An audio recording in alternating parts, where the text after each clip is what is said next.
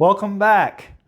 Up this week is a discussion of Kris Kristofferson's second studio album, The Silver-Tongued Devil and I. Thanks for helping me explore the fun house inside my head on Doug's Music Fun channel. Yeah, fun.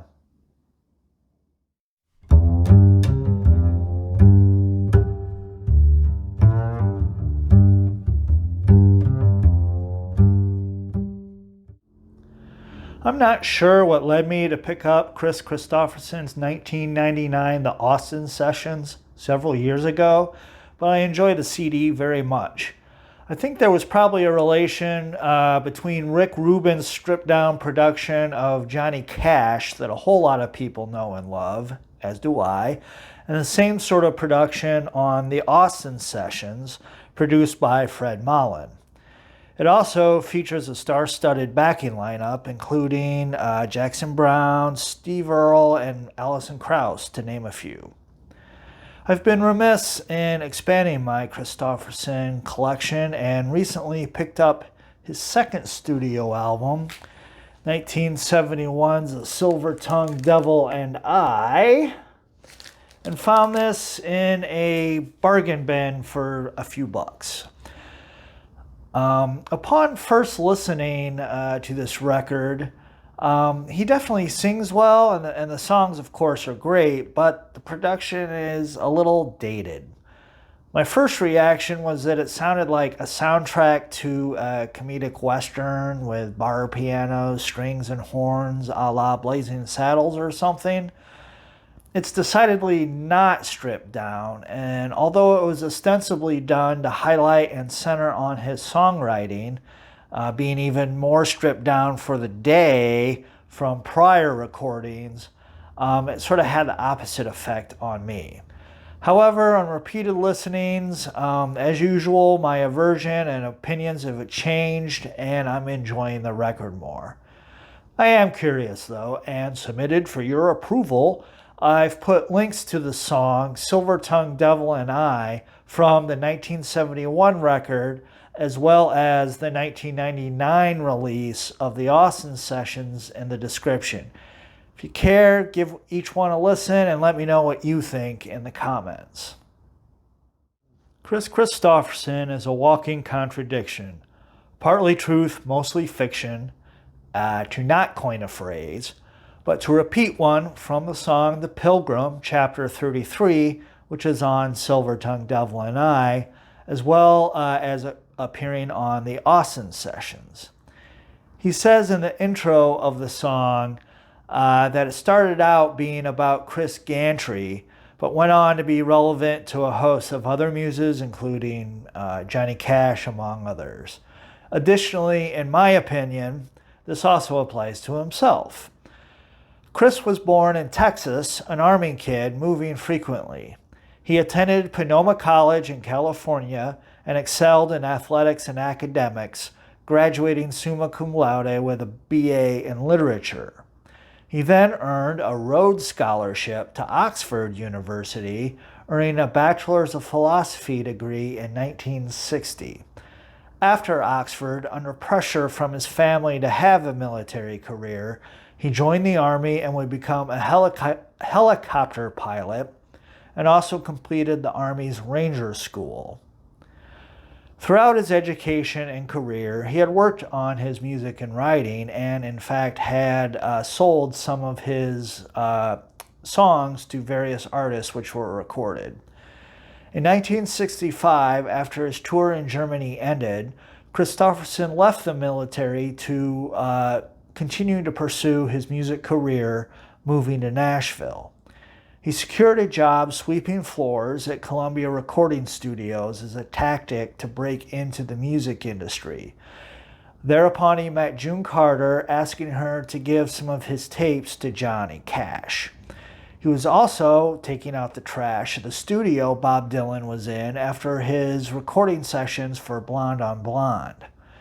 Kristofferson recalls that police had been stationed around the building to keep out unwanted intruders during these sessions, and asked in an interview if he got to meet Dylan, he replied, "I wouldn't have dared talk to him. I'd have been fired." He supplemented his janitor's income also working as a commercial helicopter pilot. After giving June Carter his tapes, he landed a helicopter in the front yard of Johnny Cash, supposedly gaining Cash's attention, although Kristofferson has said that he probably wasn't even there. In any event, Cash did eventually record Kristofferson's Sunday Morning Comin' Down, and Kristofferson won Songwriter of the Year award for that song at the Country Music Awards in 1970, cementing his career in music. So through his military, his Rhodes Scholar, if he isn't a modern-day Renaissance man, a walking contradiction, then I'm a monkey's uncle. The background of Silver-Tongued Devil and I is that it is his second studio album. His first album, titled Kristofferson, was critically lauded but did not sell well commercially.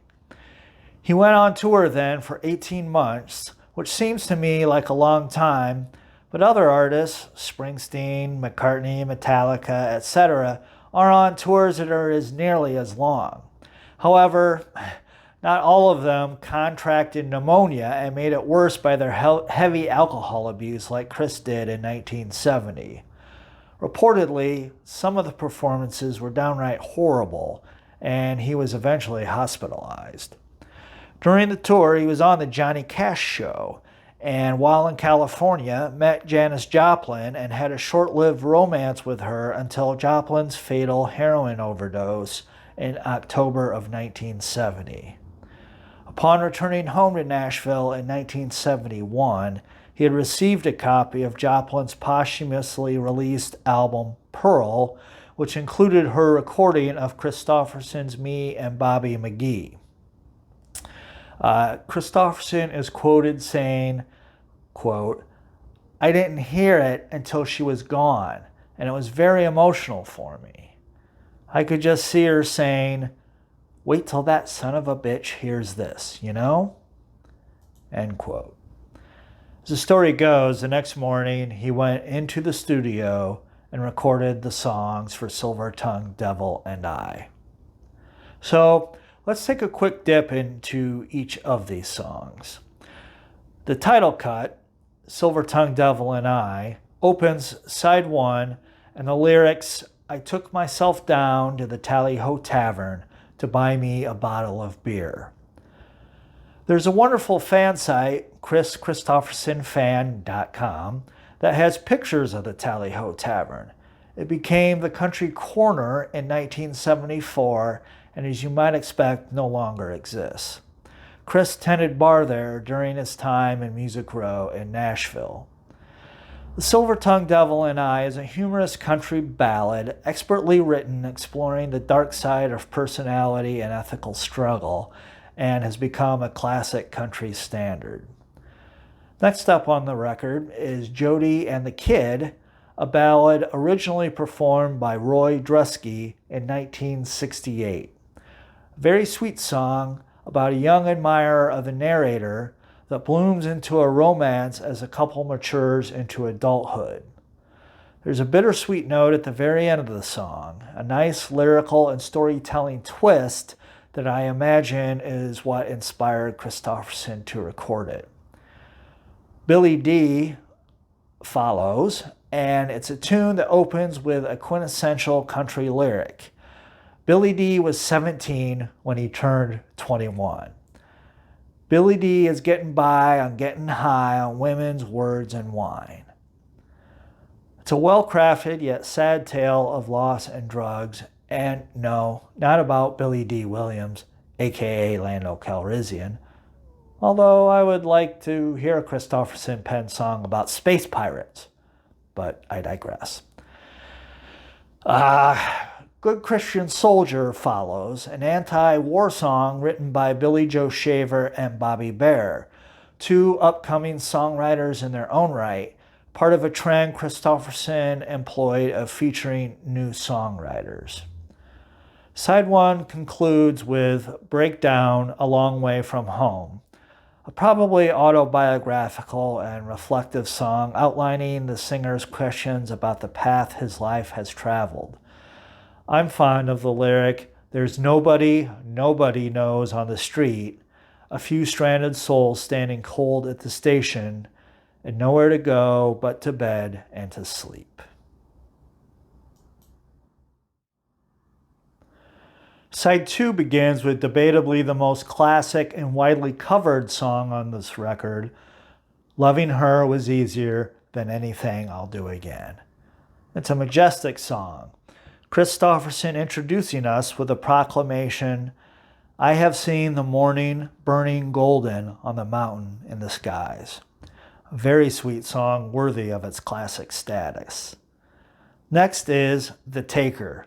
A good song, but also a little more heavily sullied by what I was referring to, the overwrought production of Tex-Mex horns, strings, etc. that seem to be out of place to the intent of the song.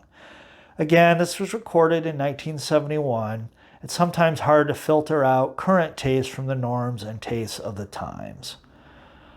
Following this is "When I Love Her," another sweet love song about quiet and acceptance and belonging. These love songs by Kris I could listen to all day. Next brings us to our walking contradiction, "The Pilgrim," chapter 33.